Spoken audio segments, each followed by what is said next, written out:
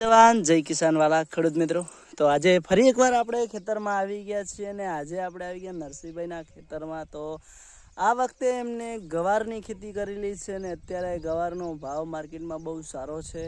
તો અત્યારે ગવારની અંદર આપણે નરસિંહભાઈએ પાણી વાળી દીધું છે અને તમે જોઈ શકો છો કે નરસિંહભાઈનો ગવાર જોરદાર છે. તો ચાલો મિત્રો આપણે ગવાર વિશે થોડું જાણીએ અને ગવારમાં ખેડૂતને કેવો ફાયદો રહે છે એ વિશે આજે આપણે આગળ થોડી ચર્ચા કરીએ. તો વિડીયોની અંદર છેલ્લે સુધી રહેજો ને વિડીયો ગમે તો કમેન્ટ કરવાનું ના ભૂલતા. તો ચાલો મિત્રો આગળ વધીએ. તો જો વાલા ખેડૂત મિત્રો, આ છે અમારા નરસિંહભાઈનો ગવાર ને ગવારની અંદર ફળિયું પણ એકદમ સેગો તૈયાર થઈ ગઈ છે, તમે જોઈ શકો છો. અને અત્યારે તમે જુઓ કે લગભગ 1.5 વીઘાનું વાવેતર કરેલું છે ને ત્યાં સામે બેઠા છે આપણે નરસિંહભાઈ.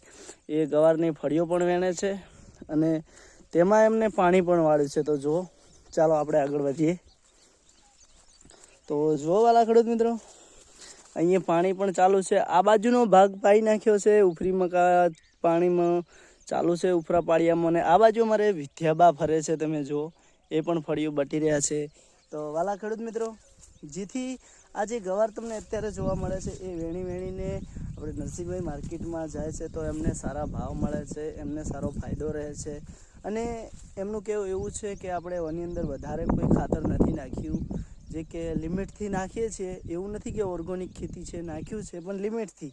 તો વાલા ખેડૂત મિત્રો, કમેન્ટ કરવાનું ના ભૂલતા. અને અમારા વિદ્યાબા આવી ગયા છે આજે ગવારની ફળિયું વેણવા. તો જુઓ શું કહેવા માગે છે અમારા વિદ્યાબા.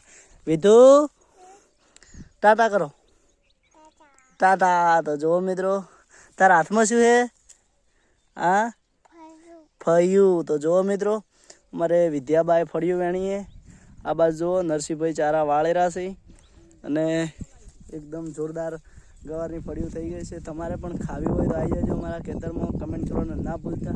અને નરસિંહભાઈનો ગવાર તમને કેવો લાગ્યો છે કમેન્ટ જરૂરથી કરજો. ને હવે મોટા ભાગે ખેડૂતો શાકભાજીની ખેતીમાં એમને સારો ફાયદો રહે છે અને આવક પણ સારી મળે છે. ઉપરી બાજુ ધોણાનું થોડું વાવેતર છે. ચાલો એ બાજુ પર નજર નાખીએ. જુઓ તો આ બાજુ નરસિંહભાઈ પોણી વાળે છે.